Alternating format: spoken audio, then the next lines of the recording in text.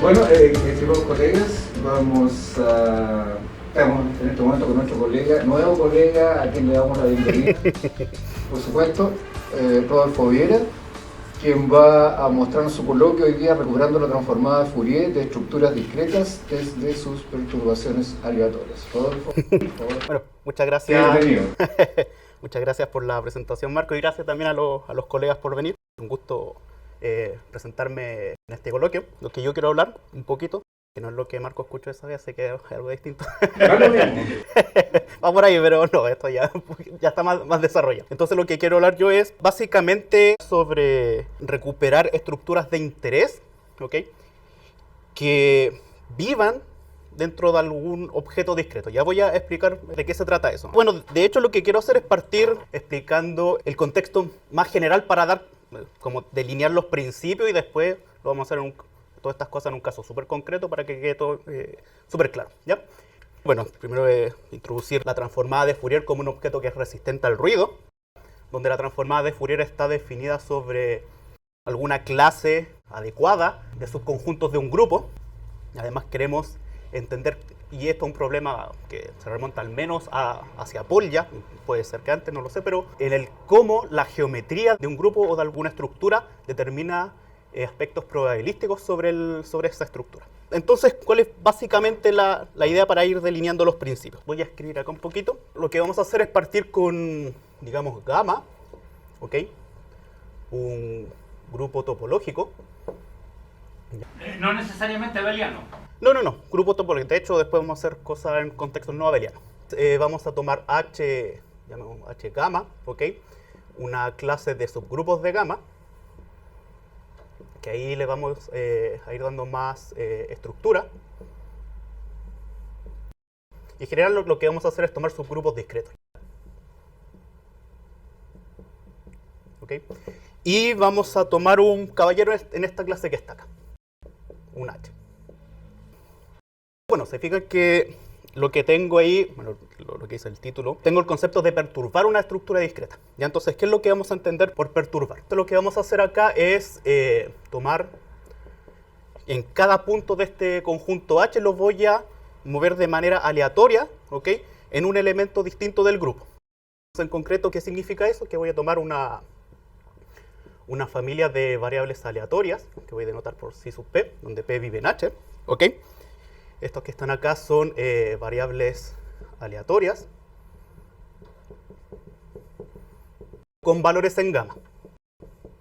Llamémoslas gamma evaluadas. ¿Ok? Todas viviendo sobre un mismo espacio de probabilidad, digamos, omega tau P. Todas en un mismo espacio de probabilidad y con la misma distribución.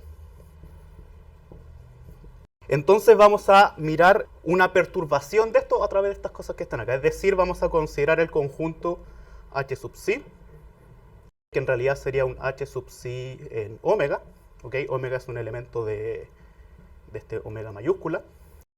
Y esto va a ser una realización de este conjunto a través de esta perturbación. Es decir, va a ser el conjunto de los elementos de la forma P.psi donde P vive en H. Es decir, tomo un P, lo perturbo, esta es la operación del grupo, ¿ok? Y como estamos tomando variables aleatorias gamma evaluadas, y como esto es un grupo, ¿cierto? Esto es un subconjunto de ese grupo gamma. Bueno, déjenme hacer un pequeño dibujito de esta cosa, ¿cierto? Entonces yo tengo aquí mi estructura regular esta, ¿cierto? Que es este conjunto H. Tengo estas perturbaciones, aquí le vamos a dar un poquito más de color, ¿cierto? Estas perturbaciones psi P, ¿ok? Todas viviendo en gamma. Aquí está la familia de esos vectores, digamos, o sea, esos variables aleatorias gamma evaluadas, y esto me va a dar un conjunto resultante que son unos puntitos rojos acá, ¿cierto? Por ahí. Y esto sería el H sub psi. ¿Ok? Es como una forma que me gusta decir esto es que ustedes quieren mirar esta estructura discreta, por ejemplo, aquí haciendo un modelo bien de juguete, quieren mirar esta estructura discreta por algún telescopio, algún instrumento que les permita visualizar esto, y por el ruido ambiente, ruido de los mismos instrumentos, uno ve una versión perturbada de esto. ¿Ya? Entonces eso es lo que están viendo ustedes ahí. Así que eso es lo que vamos a entender por perturbar. Ustedes tienen su estructura discreta viviendo en algo más grande y ahí es donde perturban. ¿Ok? Y lo que vamos a hacer ahora para lo que vamos a ir viendo posteriormente es identificar estos conjuntos con sus medidas soportadas en cada elemento de este conjunto que está acá. Es decir, aquí yo puedo identificar el h y este h sub psi por este delta h psi, ¿cierto? Que es básicamente la suma de las deltas de Dirac soportadas en cada punto de ese conjunto. ¿Ok? Una forma de representar esos conjuntos que están ahí. Estamos perturbando, estamos haciendo esas identificaciones que están ahí y quiero explicar más o menos el concepto de una estructura de interés dentro de este conjunto, ¿cierto? Porque lo que mencionamos es que quiero ver cómo alguna estructura de interés es afectada a través de las perturbaciones.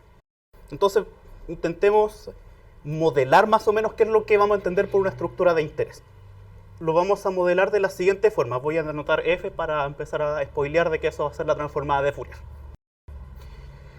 Entonces nuestra estructura de interés va a ser una aplicación que toma estos conjuntos discretos que están acá, que los estamos identificando por estas medidas, y esto lo voy a tomar como el conjunto MB de gamma, ¿ya? Que eso básicamente va a ser el conjunto de medidas que son acotadas por traslación, pero lo que voy a hacer es considerar un saco donde voy a meter todas estas medidas que están acá, ¿ya? Eso. Y esto lo vamos a tomar con valores en otro espacio adecuado. Entonces, aquí no es tan importante el saber exactamente la estructura que le voy a dar a esto, sino que es más que nada la idea. Pero para los que quizás estén más curiosos, estas cosas que están acá van a ser C estrellas álgebras. Es decir, aquí tengo estos espacios vectoriales, tengo con su respectiva multiplicación, aquí tengo una convolución y aquí la convolución de medidas, digamos, y acá algunas estrellas álgebra con su respectiva multiplicación. Entonces, la idea de esta aplicación, por ejemplo, lo que teníamos de la transformada de Fourier, es que esto de alguna forma me va a modelar una estructura de interés. Entonces, para dar casos concretos que no están necesariamente relacionados con esto que está acá, pero para dar unos casos concretos, por ejemplo, cuando uno estudia espacios métricos discretos, ¿ok? Puede tomar el histograma de las distancias, es decir, va midiendo la distancia de todos los puntitos y va formando una gráfica. Entonces es una estructura de interés que me da información del espacio métrico. De la misma forma yo puedo construir la matriz de distancias de un espacio métrico y eso me da otra estructura que me da alguna información del espacio métrico. Aquí también voy a tomar de la manera más general algo que me dé información acá, que me está representando estos objetos discretos que son estos subgrupos discretos que están acá. Y ahí uno le va dando un chorro de estructura dependiendo de qué es lo que quiere. ¿Ok? Así que eso es lo que vamos a hacer y obviamente le vamos a dar una estructura lo suficientemente regular a esta aplicación para que las cosas y las fórmulas que vamos a ir describiendo se vean que son supernaturales. Entonces esto que está acá obviamente le vamos a dar la estructura de un estrellamorfismo, que es básicamente que respeta todas las operaciones que están acá, que viven acá, ¿ya? No es necesario saber en esta explicación bien vaga, pero, o sea, qué son exactamente, pero es para dar la idea. Tengo esa estructura que está ahí. La pregunta acá sería la siguiente, bueno, ya tengo mi objeto que me describe una estructura de interés de mi subgrupo discreto, ¿cierto? Así que lo otro que me interesa saber es algo que aquí aparece en el título, ¿cierto? Que sería, que es la primera palabra que aparece, que es recuperar una estructura discreta, ¿ok? Entonces, ¿qué es lo que vamos a entender por algo que se recupere? Eso lo vamos a entender de la siguiente manera. Acá yo tengo, acá está. Rodolfo, ¿Sí? que vos afecta de alguna forma los objetos con los cuales estás trabajando la elección de H sub gamma mayúscula? ¿La clase es un grupo de gamma o es...? Sí, o sea, la gracia de escoger esa clase es que los resultados que tú tengas de recuperar sean posibles. Para que sean posibles, uno tiene digamos, cierta estructura necesaria sobre esa clase de conjunto. Así que sí. Y de hecho, más adelante vamos a ver qué... Va a aparecer. Claro, exactamente. ¿Qué es lo que vamos a pedir para eso? Ok, entonces, ¿qué es lo que vamos a entender por recuperar, básicamente? ¿Ya? En este contexto bien general. Que de nuevo lo voy a ver en un ejemplo súper concreto para ver qué es lo que ocurre. Bueno, el concepto de recuperar es algo que ya es más o menos conocido por la gente que hace de alguna forma análisis de señal. O sea, uno tiene una señal que está perturbada, ¿cierto? Que está corrupta, y lo que quiere hacer es recuperar la señal original a partir de la corrupta. Lo que está detrás de ese concepto de perturbar es que yo tengo mi objeto perturbado y yo tengo mi objeto en mi espacio discreto, digamos, pero que es un objeto determinístico. Y la gracia de poder recuperar es establecer una relación determinística entre el perturbado y el original. Entonces, en esta explicación bien general que estamos haciendo, el concepto de recuperar va a significar lo siguiente. Va a significar que vamos a tomar una aplicación, phi h, que va voy a denotar por d el conjunto de, digamos, de medidas de probabilidad que me van a servir para lo que quiero, ¿ya? Eso es lo que va a modelar SD. Es decir, donde viven estas leyes sí. Esto va a ser un cierto espacio de medidas de probabilidad.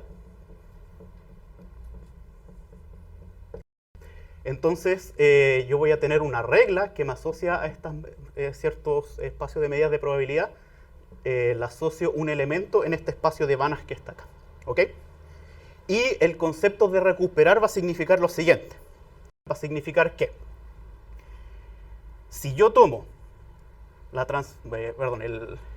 este objeto de interés sobre mi estructura perturbada, mi conjunto perturbado, eso me va a dar esta ley determinística sobre esta medida de probabilidad donde todas estas C sub p tienen esta misma distribución. Entonces vamos a decir que si esta igualdad se tiene P casi seguramente, entonces vamos a decir que estamos recuperando la estructura discreta, ¿cierto? A partir de la perturbada, ¿ok? Donde esto que está acá usualmente se da en un contexto continuo infinito. Esto sería en un contexto infinito. ¿Ok? Por ejemplo, en el espacio euclidiano, también voy a adelantar un poquito, pero tener un látiz, un reticulado en el espacio euclidiano. Y en el caso finito, en vez de tener algo casi seguramente, lo que vamos a tener es una recuperación con error, pero con alta probabilidad. Es decir, que yo tenga que, de alguna forma, la probabilidad de que el error entre esta cosa perturbada y este objeto determinístico, que esto sea mayor que cierto error, ¿ok? La probabilidad de que ocurra esto es algo pequeño. Así que, y esto se da usualmente en el caso finito. En el contexto finito se da eso. Delta no tiene nada que ver con el problema. No. Aquí son cosas que me representan el error. Por algún motivo no es epsilon. claro, bueno, o pongámosle epsilon. Pongámosle epsilon, sí. Pongámosle epsilon para los que estamos más familiarizados por eso, de hecho, con epsilon. Ok, entonces esas son las dos cosas que, de esa manera vamos a entender el recuperar algo. Que hay una relación determinística entre lo perturbado y lo de interés. Me gustaría comentar por qué algunas fórmulas que van a salir acá en esta explicación son naturales, básicamente. Y de nuevo aquí yo voy a hacer cálculos formales, no me voy a preocupar de tanto detalle en esta parte que está acá. Y voy a hacer unos cálculos formales para que se note por qué las fórmulas que van a salir son bien naturales. Bueno, lo otro que también y quizá aquí ya les empiece a dar una idea, aquí tengo cierto resultado de concentración de la medida, ¿cierto? Es decir, que si acá yo tengo esta cosa finita y de alguna forma puedo empezar a hacer un límite, tomar experimentos con datos cada vez más grandes, lo que estoy diciendo es que cuando yo empiezo a observar y tomar y medir esta cosa pues para valores, para muchos experimentos, entonces voy a estar súper cerca de cierto valor que está acá, que en general lo que uno tiene es que eso le da el valor esperado, ¿cierto? Eso es lo que uno tiene generalmente. ¿Por qué cuando yo tengo cierta estructura de estereomorfismo, ¿cierto? Me va a dar una fórmula natural. Déjeme pensar que yo tengo exactamente esta fórmula que está acá arriba, esa igualdad, pero en el caso finito, para hacer los cálculos más sencillos. Entonces supongamos por ahora que yo tengo esta fórmula en el caso finito.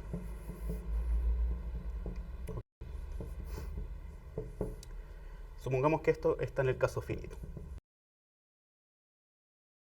Entonces yo puedo tomar valor esperado, ¿cierto?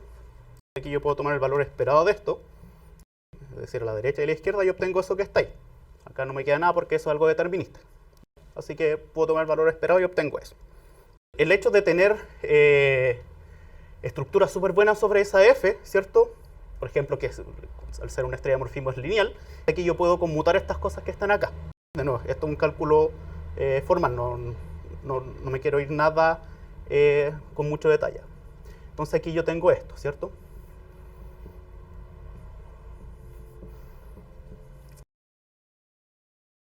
Y ese valor esperado que está ahí, que es la integral si uno calcula esto le queda una integral, básicamente yo lo puedo ver como un producto convolución.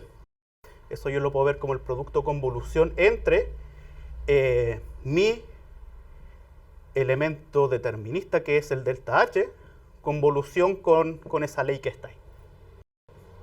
Y como mi función f yo la estoy considerando lo suficientemente regular para que las cosas funcionen bien, yo puedo distribuir la f sobre ese producto. Es decir, me quedaría esto. Me quedaría f de delta h por f de eso. ¿Ya? Que es más o menos lo que uno espera por ejemplo, de la transformada de Fourier, ¿cierto? Que la transformada de una convolución es el producto de las transformadas, que es lo que uno espera. Entonces lo que me está diciendo esto, si se fijan, que en este cálculo formal, cuando yo le doy cierta estructura a esto que me modela mi objeto de interés, lo que me está diciendo es que esta función determinista es básicamente una factorización, ¿ya? Y algo que igual es conocido para los que hacen probabilidades, que uno tenga cierta factorización de esa cosa que está ahí. Así que en el caso finito yo tengo eso. En el caso infinito es más delicado, ¿ya? Pero ahí vamos a ver que las cosas funcionan bien cuando yo considero precisamente la transformada de Fourier. Así que eso es vagamente, y es para establecer la idea de qué se va a tratar todo esto.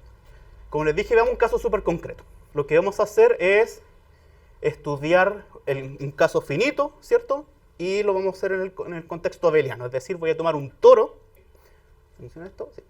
Entonces voy a tomar un toro, donde después lo que voy a hacer es hacer crecer el n, hacer tender el n a infinito, de tal forma de cubrir todo el espacio euclidiano y obtener algo al límite.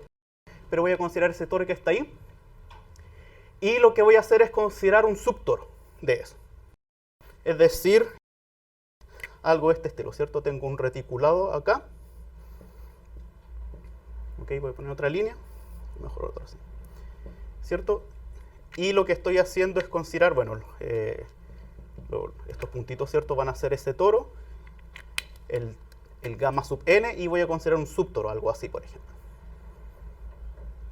Y me faltó ahí algo acá arriba. ¿Ya? Ok, entonces se dan cuenta más o menos que en el límite, cuando el toro ambiente empieza a crecer, me va a empezar a modelar el espacio euclidiano, y el subtoro me va a empezar a modelar un látice en el espacio euclidiano.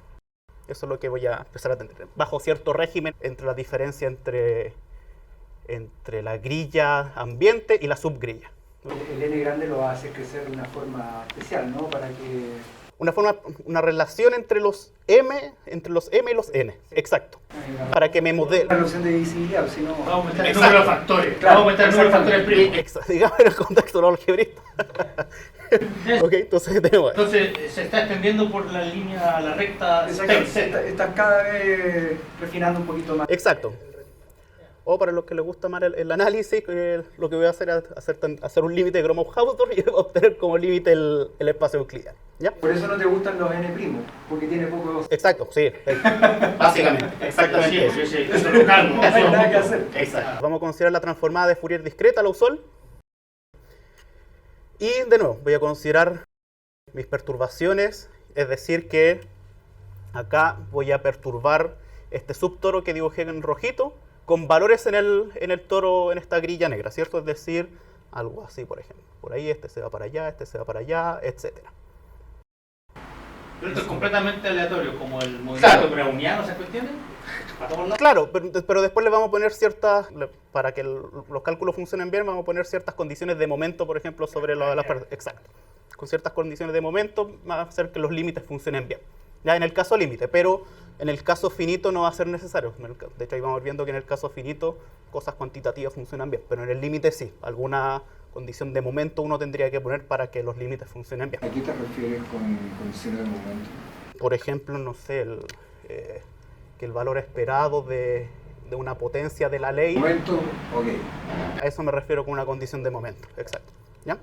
Tengo este conjunto, esta realización que está ahí, y ya estamos listos para... Ese fue un dibujito bien artesanal que hice. Eso lo hizo tu hija. No, lo peor que lo hice yo. Ok, entonces ya estamos listos para establecer el primer resultado finito cuantitativo. El resultado es que acá de nuevo tengo, denoto por delta x, esa suma de Dirac que están ahí. Entonces el asunto es que vamos a tomar estas perturbaciones, las vamos a considerar independientes e idénticamente distribuidas con esta distribución común, y vamos a denotar por C a este supremo de todas estas varianzas que están acá. Y vamos a considerar este épsilon. Después obviamente este cociente que está acá, que es M1 por hasta MR dividido por N a la R, va a ser súper chico. Y ahí voy a establecer un régimen, una relación entre esos coeficientes, ¿ya? Básicamente lo que dice este resultado es que si yo me pongo acá, en ese 1 menos 72 y tanto, dice que con alta probabilidad voy a obtener que cuando yo tomo la diferencia entre la transformada de Fourier del objeto perturbado y este producto que está acá, con alta probabilidad esta diferencia va a ser súper chica. Eso es básicamente lo que tengo. Y de hecho tenemos un error súper explícito, ¿cierto? Que depende solamente de cosas geométricas. Así que ese es el resultado acá. Entonces déjenme a dar unas pequeñas ideas de la demostración, nada muy extenso. Si uno hace aquí simplemente calcula las transformadas de Fourier, nada especial. Aquí uno tiene que esta diferencia, yo la puedo escribir de esta forma. Esas son las exponenciales. La puedo escribir de esta forma y hago una factorización. Y a cada uno de esos términos los llamo f sub lambda, como está ahí, y eso le puse g barra lambda. Aquí fíjense que el f lambda es determinista y la otra es aleatoria. Depende de este zipe que está ahí. Básicamente tengo una suma de f por g barra, ¿cierto? Que eso es producto L2. Así que una forma de escribir esta fórmula cuantitativa que está acá es describirla de esta forma. Tengo el producto en L2 de esas cosas. La probabilidad de que eso me dé más grande que ese error es chico. Eso es una forma de escribir ese problema. Ahora, cuando uno quiere estimar estos productos internos que están acá, vamos a ver que conviene pasarlo a transformada de Fourier. Y pasar de esos coeficientes a Fourier no es nada complicado, ¿cierto? Es aplicar Plancherel. Así que yo tengo esta relación que está aquí. Me van a salir unos factores porque por el factor de normalización que le pusimos a la transformada de Fourier. De Egorov, eso que no se la puede. ¿Qué cosa? Esa fórmula que está ahí tiene una cara de fórmula de Egor que no se la puede, es una fórmula probabilística. La de acá arriba. Sí, sí, claro, es algo así o también algo de, que es básicamente concentración de la media, todas esas cosas son de ese estilo. ¿Ya? Así que tengo esta relación de las funciones con su transformada de Fourier, ¿cierto? Y vamos a estimar estas transformadas de Fourier que están acá. Primero, estimar la transformada de f es súper simple, porque aquí tengo la transformada de esa exponencial y eso es un cálculo súper cortito que uno hace eso y al final le da la transformada sobre el h, pero evaluado en lambda más x, que eso yo lo puedo relacionar con el dual. Es algo súper estándar cuando uno hace estos cálculos que están acá. Así que básicamente la fórmula que yo quiero estimar, yo la puedo escribir en términos de la transformada de Fourier de g, lambda, que era este objeto aleatorio que está acá. Y para estimar esta transformada de Fourier, lo que vamos a hacer es lo siguiente. Es el módulo al cuadrado de esa transformada de Fourier, ¿cierto? Yo lo puedo escribir como ese número por su conjugado, pero yo lo puedo relacionar con este producto de transformada de Fourier, ¿ya? Lo cual, de nuevo, ¿cierto? El producto de la transformada, ¿cierto? Es la transformada de la convolución, así que me queda eso. Y esa convolución que está ahí me define este objeto que está acá, que se llama, bueno, que es la transformada de esta autocorrelación, ¿ya? Entonces, básicamente lo que estoy diciendo es que esa transformada, módulo de la transformada, yo lo puedo escribir en términos de la transformada de esa autocorrelación que está ahí. ¿Y cuál es lo bonito de esto? Olvidemos que estamos en el caso netamente finito y supongamos que yo puedo pasar a un caso infinito. Fíjense ahí que yo estoy promediando cosas, ¿cierto? Que estoy promediando esas sumas que son productos de cosas aleatorias. Si yo tuviese un caso infinito, ahí, bueno, yo puedo recurrir básicamente a teorema ergódico o ley fuerte de los grandes números, y eso yo lo puedo hacer entender a un límite, que me da el valor esperado de eso que está ahí, de lo que está dentro, ¿ya? Hay que tener un pequeño detalle porque estas cosas no son independientes, pero yo las puedo separar mi conjunto en una cantidad uniforme de pedazos donde todas las cosas sean independientes y poder aplicar teorema ergódico, ley fuerte de los grandes números. Así que esa es la gracia, cuando yo tengo un contexto infinito, puedo aplicar ese límite. Pero aquí yo estoy trabajando en un contexto netamente finito. No tengo hasta este momento un contexto donde yo puedo hacer tender el n a infinito.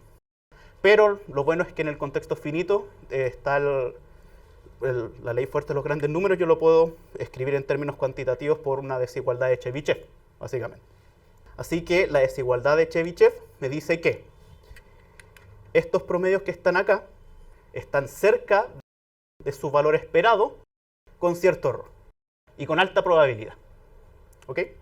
Y eso básicamente me da al final de la demostración, porque lo que yo quería demostrar, que era estimar este valor, que lo estimo en términos de esto, de esa transformada de Fourier, y esa transformada de Fourier lo puedo estimar en términos de esos valores esperados que están acá, y el resto son cálculos súper pedestres, o sea, eso está acotado, así que todo me va a quedar en términos de la cardinalidad del conjunto sobre el cual estoy sumando por esos términos que están ahí. Así que aquí lo importante es establecer una estimación para la transformada de Fourier de G en términos de esto, lo cual lo obtuvimos gracias a esa relación con la autocorrelación. Y el resto son cálculos, cotas bien brutas, la verdad. Eso es lo bueno de eso, que con cotas bien brutas uno puede obtener algo súper bueno. Así que en el caso finito tengo esta recuperación cuantitativa, o casi recuperación, digamos. Ahora, ¿qué pasa en el caso infinito? A uno le gustaría intentar hacer un paso al límite y ver que uno tiene algo bueno en el caso infinito. Entonces, en el caso infinito lo que vamos a hacer es lo siguiente. Voy a considerar subgrupos discretos R-dimensionales, es decir, ciertos reticulados. Vamos a definir la transformada de Fourier de un elemento en esta clase como estos promedios que están acá. ¿Ya? Entonces, lo que voy a hacer es en cada ventana súper grande voy a calcular la transformada de Fourier, que ahí lo puedo hacer. Aquí la transformada de Fourier que está aquí adentro es la transformada de Fourier de una medida, lo usual, una medida finita, así que eso lo puedo hacer. Y lo que voy a hacer es promediar dentro de bolas cada vez más grandes, ¿ok? Con la dimensionalidad respectiva, y hacer el paso al límite.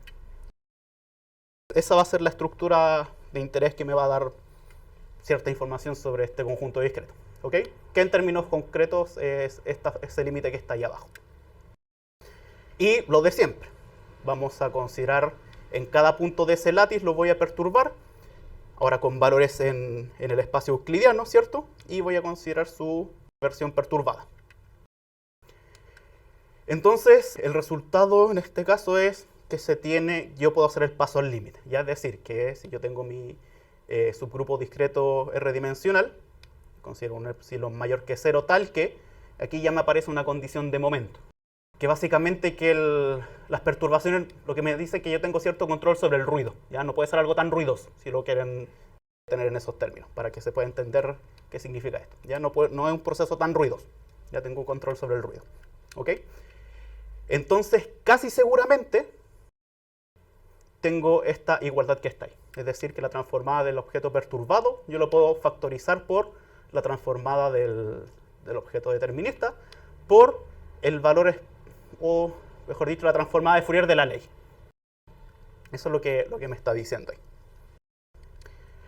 Ok, y bueno, aquí hasta este punto uno ya se puede sentar a pensar qué significa que yo pueda recuperar algo, ¿ya? Entonces algo súper simple, si uno tiene esta fórmula de multiplicación que está acá, y si yo tomo ruidos adecuados de tal forma de que esta transformada de Fourier nunca se anule, entonces lo que yo puedo hacer simplemente es multiplicar por este número a la menos 1, lo estoy multiplicando, ¿cierto? Es decir, divido por esto si ustedes quieren acá, y me queda que la transformada del H, yo lo puedo escribir como la transformada del perturbado por esto. Es decir, y quizás para que se entienda mejor, ustedes me envían una señal, ¿cierto? Que es esta transformada de Fourier. Yo recibo la señal perturbada. ¿Cómo yo recupero la señal que ustedes me querían mandar? Simplemente multiplico por esto que está acá, por este E a la menos 1. Perdón, el valor esperado de eso a la menos 1. Y casi seguramente yo voy a saber qué es lo que ustedes me enviaron. Eso es lo que está diciendo. Ok, así que, bueno, la gracia que ya más no se pueden imaginar de qué es lo que uno hace, ¿cierto? Uno toma el espacio euclidiano, lo discretiza, ¿cierto? Toma grillas súper finas o toros súper finos y súper grandes, ¿ok?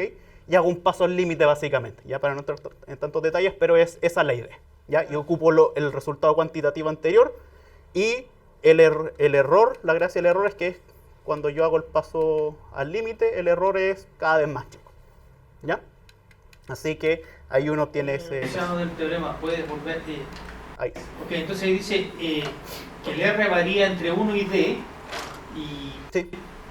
y digamos, es independiente de cuál R. O sea, por ejemplo, uno pensaría R igual a D, o sea, que toma un discreto con la misma dimensión que el espacio ambiente, que a lo mejor ahí ocurre algo especial, pero parece que no, porque... Por ejemplo, tú puedes tomar, en el plano tomas una línea, ¿cierto? Una línea discretizada. Entonces tú la perturbas. Y la gracia de esto es que, a pesar de que sea algo de dimensionalidad menor, tú aún así puedes recuperar la transformada de Fourier de eso. Solamente que aquí la transformada de Fourier depende de la dimensión del látiz que uno está tomando. Solamente uno tiene que tener ese cuidado, ¿ya? No es como una transformada universal del grupo ambiente, sino que es una transformada del objeto que yo estoy mirando, que es ese látiz, con su dimensionalidad. ¿Ya? Eso. Ok, así que eso sería el caso continuo. Y, bueno, quizá a algunos les interese más, pero todos los elementos de esto están acá, están en lo que vimos, ¿ya? Así que básicamente el lema es, yo puedo pasar esto, lo puedo generalizar y vamos a ir viendo hasta qué punto puedo llegar. Pero en el caso finito, lo puedo generalizar, o sea, puedo poner un marco de trabajo bien general. Porque yo puedo definir la transformada de Fourier sin problema. Es decir, que yo tomo un grupo finito, ¿cierto? Aquí voy a tomar un subgrupo normal ya, de eso. Puedo tomar el conjunto de las representaciones irreductibles, que sería ese dual, ese gamma gorro. ¿ok? Y la transformada de Fourier de un grupo finito, ¿cierto? Yo lo puedo definir de esta forma. Aquí me quedaría f de g por pi, es una representación irreductible que viene a jugar el rol de la exponencial, básicamente. ¿Ok? Y plantear, hacer todo lo que hicimos antes, solamente que hay que tener hay varias cosas técnicas entre medios, pero con respecto al caso finito uno lo puede hacer el trabajo súper bien y obtener este resultado de recuperación cuantitativa. Que si yo tomo, bueno, aquí quizás ese L confundan, pero no tomen mucho en cuenta ese L. Aquí lo que estoy diciendo es que voy a tomar un grupo finito, gamma, ¿cierto?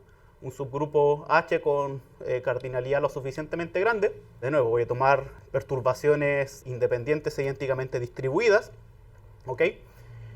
Voy a tomar cierto epsilon adecuado y voy a tener como resultado lo siguiente. Voy a obtener que con alta probabilidad la transformada de Fourier del objeto perturbado es casi una multiplicación. O sea, casi puede ser factorizado con ese error que está ahí, que no son solamente parámetros geométricos.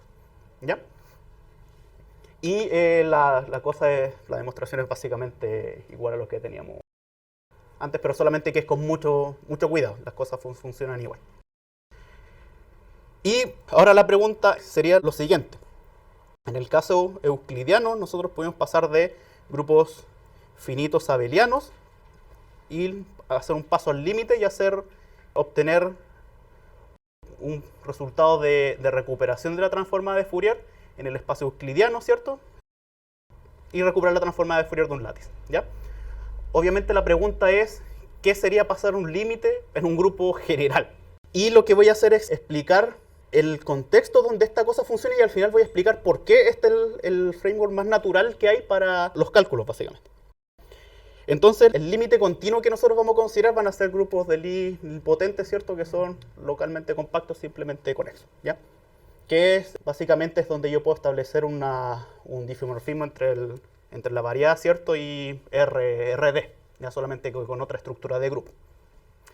Ok, entonces voy a tomar este grupo de Lie nilpotente, voy a tomar que contiene un látiz L, voy a considerar los látices R dimensionales.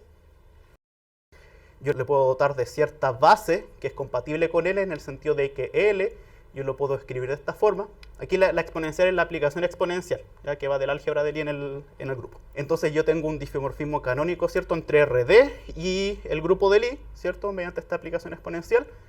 Y por lo tanto, el grupo de Lie y el látiz, el látiz L, yo lo puedo escribir básicamente como RD y ZD con otra operación de grupo, que es con esta operación de Baker-Campbell-Hausdorff. ¿No sería ZR eso? No, aquí el látiz L es D-dimensional. O sea, me estoy asegurando primero que tengo un látiz D-dimensional. Okay. Y después voy a tomar cosas R-dimensionales. Aquí, como les decía, esta operación de grupo viene por esta fórmula de Baker-Campbell-Hausdorff, que es porque yo tengo la exponencial de una suma una multiplicación de exponenciales está relacionado con la exponencial de un exponente que tiene muchos corchetes de Lie, ¿cierto? Y como esta cosa es nilpotente, todas esas sumas paran un momento. Y ahí yo tengo una operación de grupo natural. ¿Ok? Con estas notaciones, yo puedo escribir un sublátiz H en HR de esta forma que está acá. Que es básicamente el mismo caso euclidiano, solamente que con otra operación de grupo. Y al igual que yo tenía una buena teoría para la transformada de Fourier en el caso euclidiano, yo tengo una buena teoría para la transformada de Fourier en el caso de estos grupos de Lie. Y ahí uno tiene que tener cuidado de cómo son las representaciones, ¿ya? Y el asunto es que las representaciones irreductibles en grupos de Lie están súper bien estudiadas. Esto es por este método de las órbitas de Kirillov. Ok, entonces yo puedo representar súper bien las representaciones irreductibles y definir una transformada de Fourier en este grupo de Lie de manera súper natural, que es la transformada de Fourier de esta medida, ok, eta va a ser igual a esta integral que está acá, en pi de x con respecto a esa medida que está ahí. Es una medida, es un operador básicamente. Aquí hay que tener cuidado entre qué espacios se mueve esta integral que está acá. Entonces, por lo tanto, yo puedo definir la transformada de Fourier de estos delta h como lo hicimos antes, promedio de estas cosas que están acá. Y aquí donde la transformada de Fourier, aquí adentro del límite, es lo que está aquí arriba. Y el asunto es que en grupos de línea potentes yo también tengo un resultado de cómo recuperar la transformada de Fourier. Y es básicamente la misma fórmula de multiplicación por lo que nosotros incluso mencionamos al principio, que es natural que salga una factorización ahí. Y las técnicas también son básicamente las mismas. Lo que hago es básicamente tomar este contexto, discretizarlo, ¿ok? Y hacer un paso al límite, solamente que tengo otra estructura de grupo no abeliana. ¿Ok? Entonces, bueno, lo que mencionamos antes de pasar al contexto de grupos de línea potentes. La pregunta es, ¿por qué grupos de línea potentes es algo natural donde trabajar? Entonces, ¿por qué es natural? Porque, bueno, hay muchos cálculos que uno hace, pero cuando uno define la transformada de Fourier, ¿ok? Uno está dividiendo por R elevado a cierta potencia, ¿cierto? Donde esa potencia es la dimensión del espacio donde yo estoy trabajando. Cuando uno hace eso, ya tiene cierta hipótesis de crecimiento polinomial del grupo. Y eso ya impone cierta geometría, ¿cierto? O sea, por ejemplo, este famoso resultado de Gromov que dice que cosas con crecimiento polinomial son virtualmente nilpotentes. Entonces eso ya impone cierta geometría sobre nuestro grupo, ¿ok? Y además yo necesito que mis subgrupos H y gamma, yo los puedo hacer crecer, ¿cierto? Para hacer un límite continuo. Entonces esas cosas están acá dentro de todos estos resultados y los cálculos que uno hace. Entonces tengo esos crecimientos polinomiales y esos pasos que están acá al infinito. Y hay un resultado que es más o menos reciente de Benjamini, Finucane y Teixeira, que dice que cuando yo tengo ese contexto, el límite, ¿ok? En el sentido de Gromov-Hausdorff, me da justamente un grupo de línea potente, ¿cierto? Con su respectiva métrica de Carnot-Caret-Odori. ¿Ok? Así que por esa razón, el contexto natural para los cálculos que hicimos nosotros es que la generalización sea de estos grupos de línea potente. Entonces eso obviamente abre la pregunta natural de si uno puede hacer estas cosas en grupos con crecimiento exponencial, básicamente. Ya, por ejemplo, un grupo hiperbólico, si uno puede hacer eso en ese tipo de contexto. Que serían otras técnicas, pero es una pregunta natural que uno puede hacer. Y eso sería todo, así que muchas gracias por escucharme. Estamos bien. Consultas, comentarios. Ya interrumpimos toda la charla ya. Se me acabaron las preguntas. La gran obstrucción para dar el siguiente salto evolutivo es el crecimiento del grupo, ¿no? Claro, porque como decía, aquí para las transformadas de Fourier, muchas cosas que nosotros impusimos, pedimos crecimiento polinomial para ciertas cosas. Pero que haya una representación irreducible de grado mayor que 1 no te pone ningún problema, porque aparentemente... Claro, porque uno lo puede hacer en el potente, no es tanto eso. Ahora igual uno tiene que tener cuidado porque si uno tiene grupos no tan bonitos como conjuntos, y de hecho hay muchas hipótesis, si uno no tiene cosas tan bonitas como grupos de línea potente, entonces la representación irreductible se puede volver algo súper raro. Entonces igual tendría que tener cuidado ahí también. ¿Ya? Pero sí, igual las representaciones igual juegan un rol acá. Un comentario nomás, más que nada importante, que me queda meridianamente claro que tienes harto de teoría ergódica metido entre medio. No sé si estoy equivocado. Sí, bueno, está la ley fuerte de los grandes números, pero sí. De segunda tipo, tú la sí. la otra que tiene que Claro. ver con del vivo, y generalmente esas son usadas para decomposición ergódica en límite. Claro. Y decompones, qué sé yo, un estado en un producto de otro estado. Claro.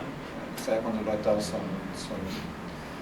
son estados puros, cuando no son estados puros. Se parece harto a eso. Sí, de hecho uno tiene ese tipo de resultados. O sea, De hecho, es súper importante. Todas estas cosas como productos que tú descompones, sí. Productos son eso. Sí. Claro, y de hecho incluso para definir esta autocorrelación que nosotros pusimos ahí, también uno tiene que tener unos ciertos buenos promedios, básicamente. ¿Cierto? Que es esta cosa de teoría ergódica. Entonces ahí eso también impone un poquito de geometría al asunto. Eso. Y una pregunta no muy relacionada con la charla. ¿Cuáles son las revistas que aparece que se dedican a este tipo de investigación? General. Yo diría algo bien generalista, pero. No hay como una especializada, así como Journal of Ergodic Theory o algo así. Nosotros el 2022 publicamos uno en el Journal of Statistical Physics. Statistical Physics. Por eso te dije que en Física general, teórica. si uno lo mira, Sí. tiene mucha relación con mecánica estadística, ¿cierto? Claro. Perdón. Estábamos conversando con Milton el otro día, parece que la teoría de números está metida en todo. Así que- Por eso te decía el comentario, si tú lo miras, tiene mucho aire de... Sí, de hecho. sí. Es que esto que la teoría de números esté metido en muchas cosas es como natural porque la aritmética, los números naturales, que es donde parte todo, y números primos donde está metido en todas partes. Bueno, ¿para qué vamos a parafrasear a Gauss que dijo que si la Corta. matemática era la reina de las matemáticas? Ah, verdad. Corta, por favor, corta. Corte. Lo dijo Gauss. Gauss lo dijo, no se equivocaba. Y Esto va a la sobre sección de la bloopers. clase, ¿no? Que era la parte más linda de todas las matemáticas, de todas las ciencias. Ah, bueno, en esa época. Ahora hay cosas más lindas. Después la Ingrid pone esto en la sección de bloopers. Luego, ¿no? Ah, bloopers, sí, sí. Sí, no sé si alguien tenía otra pregunta. Esas medidas, las de unidad, son naturales, ¿no? ¿Son qué? ¿Son naturales considerarlas en tu contexto o se puede? Es que es una buena forma de representar tu objeto discreto. Y cuando tú ya lo asocias con una medida, ya tienes todo un mundo donde trabajar, entonces le puedes aplicar una forma de Fourier, todo eso. Exacto. Un mundo suena más mágico. Del conjunto D y la estructura donde funciona la F grande, pero la D me imagino que también es un espacio de medida, ¿no? Probabilidad, el B. No, el D es donde les voy a asociar, va a ser básicamente el conjunto donde viven las leyes. Que aquí, por ejemplo, yo tomé leyes que son idénticamente distribuidas, independientes y con cierta condición de momento. Ya, pero no tienen como al principio no tienen una estructura de regularidad que te relacione una con la otra, como en el caso de la F cuando la definimos entre este espacio donde viven las medidas, ¿cierto? Y este espacio de Banach. Que usualmente, que ya que vimos toda esta cosa de las charlas, este espacio L infinito de Gamma-Core. Que es donde... ¿Hay simetrías metidas entre medio? ¿Simetría en qué sentido? Cualquier tipo de simetría. O sea, si te fijas Los teoremas ergódicos aplicados a mecánica estadística en general, esta Sí, eso es claro. composición que se hace tiene que ver con, O sea, con la conservación de alguna simetría. Sí, o sea, es que Del límite. Sí, o sea, de hecho, si te das cuenta, o sea, de partida lo que nosotros estamos haciendo es trabajar sobre estos látices, ¿cierto? Que de alguna forma te permiten definir cierta estacionariedad cuando tú trasladas tu ley de un punto a otro.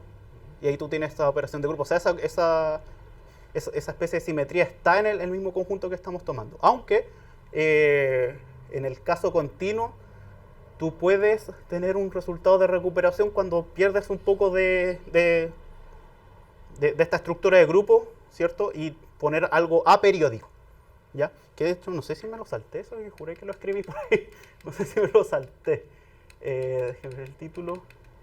Eso, me lo salté pensando de que era uno que ya había visto, pero uno tiene un resultado de casi recuperación en estas cosas que son cuasi cristales, ¿ya? Y ahí uno pierde, o sea, aún así uno tiene cierta regularidad por rotación, pero ya no tiene estas cosas translacionales que te hacen, tú lo trasladas y obtienes la misma figura. Es que cuando se produce, por ejemplo, transiciones de fase en cristales, o cuando no se produce, hay una simetría que se preserva en el cristal. Ya. Cuando la regla de descomposición no se cumple, es que pasaste a otro estado. Por eso te preguntaba, es que me suena familiar, ¿no? Ya, A eso me refiero cuando me Sí. refiero a... Sí. De Pero- hecho, hay una cosa que se llama el factor de estructura estático en los cristales, ¿cierto? Que cambia de valores dependiendo de... Y tiene que ver con el proceso... Sí. O sea, yo conozco el factor de estructura de la hiperuniformidad que se llama, pero no sé si es lo mismo. Claro, pero son cristales. Sí. Y los cristales suelen tener simetría. Claro, pero aquí ya perdimos un poquito ciertas simetrías, pero aún así hay simetrías implícitas que son por algunas rotaciones, por ejemplo, ¿ya? Que aquí, bueno, para los que están interesados, por ejemplo, el clásico modelo del embaldosado de Penrose modela estas cosas, lo modela simplemente, ¿no?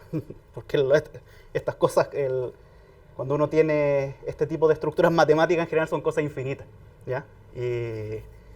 Claro, uno quiere mirar cosas cristales siempre tiene cosas finitas. Y de hecho por eso también es importante este resultado cuantitativo, porque me trabajo con algo finito.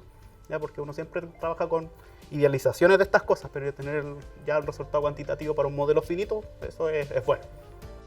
Algo que se acerca un epsilon a la cosa real. Está bueno.